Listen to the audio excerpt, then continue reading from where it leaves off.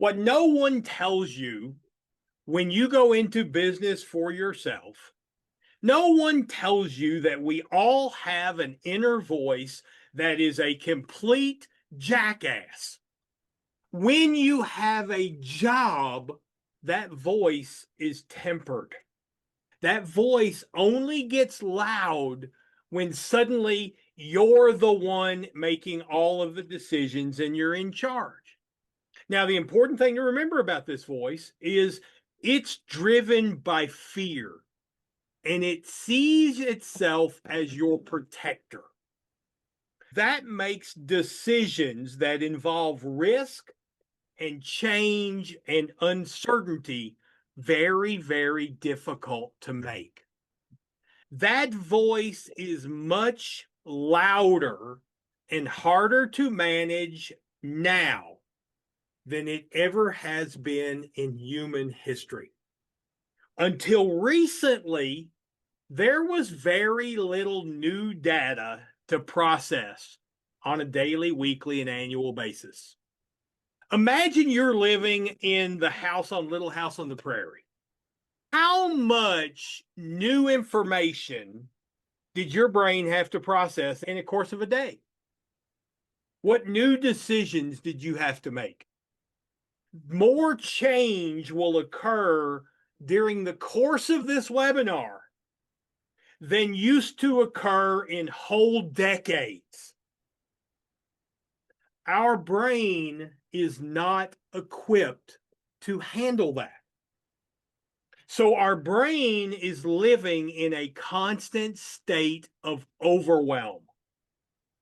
And all of this overwhelm, we turn back to our original foundation: fear of threats and fear of limiting resources.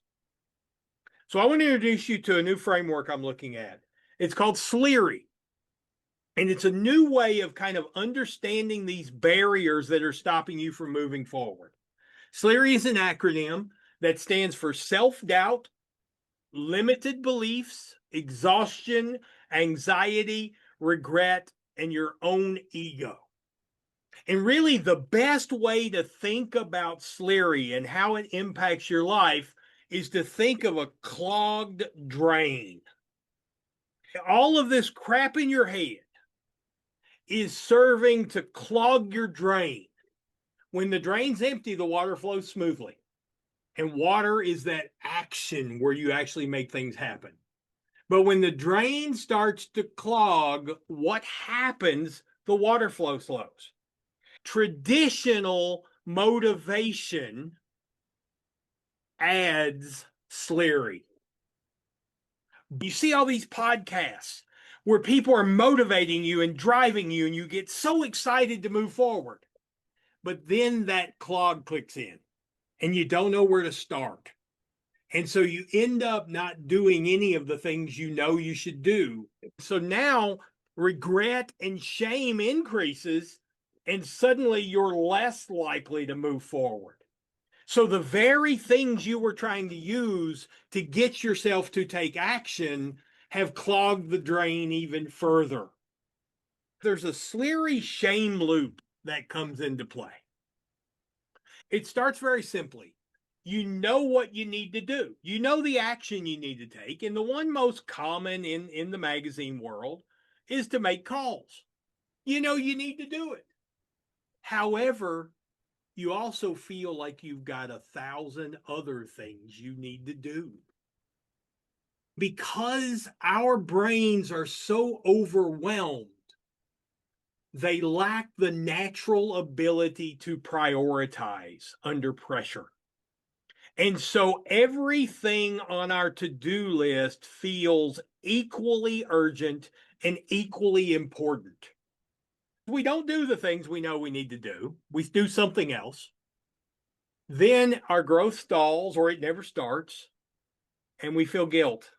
And when we feel guilt, we feel ashamed for our failure to do it. And then that shame pours grease in the sink. And the more that gets in, the more clogged that drain becomes, the harder it is to take action, and the whole cycle starts over again.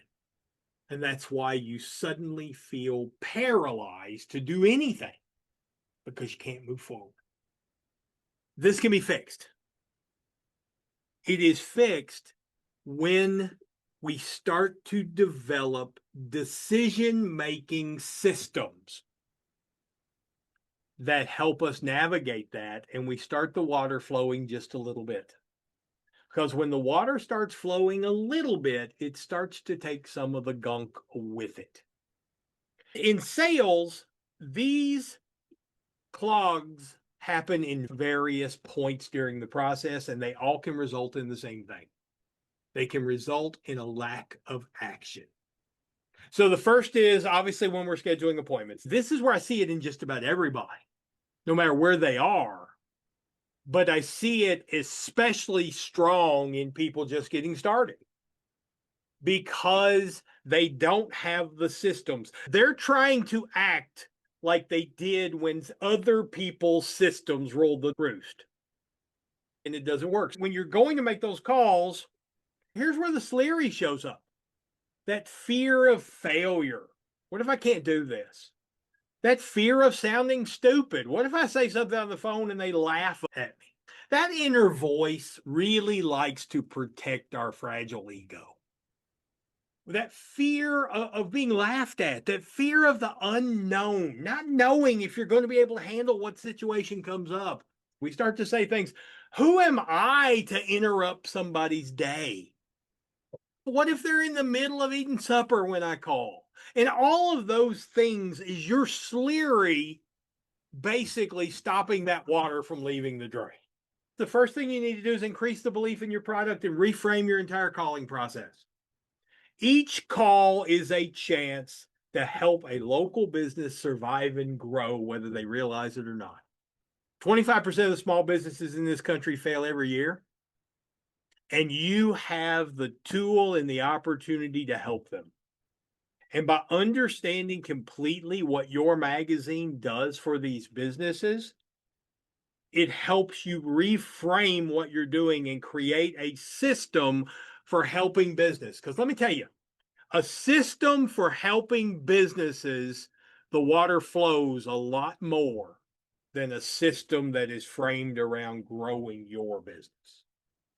The vast majority of business owners don't understand why you market and what marketing can do for their business. The sadder part is the vast majority of people selling advertising tools don't understand marketing and understand what marketing does to help businesses. And there are so many ways that advertising helps a business grow profit that has nothing to do with getting more customers. And most salespeople don't understand the power of that. And once you do, you can change your framework around making those phone calls. The next place it shows up is in the presentation.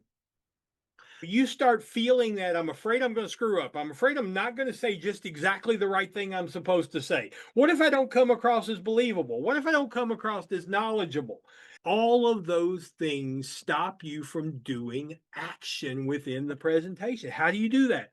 The system starts with making sure your presentation is about their business and not yours. One of the universal problems with all presentations across all sales is they spend way too much time talking about the product and not enough time talking about how that product helps the customer. Understanding that and developing those systems for doing that changes everything. And on top of that, once you understand that, you develop a consistent presentation. So your brain is not thinking about, did I say that right? What should I say next? And then you can react to the individual things that happen during the presentation that move forward. The next place it shows up is in the close. And here it's interesting because part of what you should understand from all of this is that your customers are going through these same issues. When you're sitting there, the number one reason that a customer doesn't buy is because they don't have the confidence to make a decision themselves. It's why they've got to check with other people. It's why they got to kick the can down the road. It's why they raise false objections, because they themselves are clogged with Sleary. How many businesses do you know that are hanging on by a toenail but won't change anything for fear of failure? They're already failing, but their Sleary is stopping them from taking action, just like yours is. So understanding that in the close is very important, because what they're thinking is, what if I do this and it's wrong? And we have to be able to help them within the close deal with their Sleary while dealing with ours. How do you do that? You do that by developing a clear step-by-step close that walks them through the decision in a way that helps them navigate their own Sleary and simplifies the decision. When decisions are hard, we choose not to decide. That applies to you when you're trying to decide what to say. It applies to you when you're trying to decide whether to pick up the phone. And it applies to the customer. When decisions are hard, we can't make them because of all of this Sleary and crap in our heads. And we have to keep that in mind in everything. When it comes to objections, this is where it really gets bad, because we're terrified that if we push back, we're going to be seen as argumentative, or we're going to not be liked. Because we want everybody to like us. Here's the reality, guys. You want to be successful, not everybody's going to like you. You want to help a business, you're going to have to tell them things that they don't want to hear sometimes. I remember when I first started, a business owner would tell me, oh, I get all my business by word of mouth. And I'd say something like, okay, well, I'll check back with you in a couple months and see if it changes. What I know now,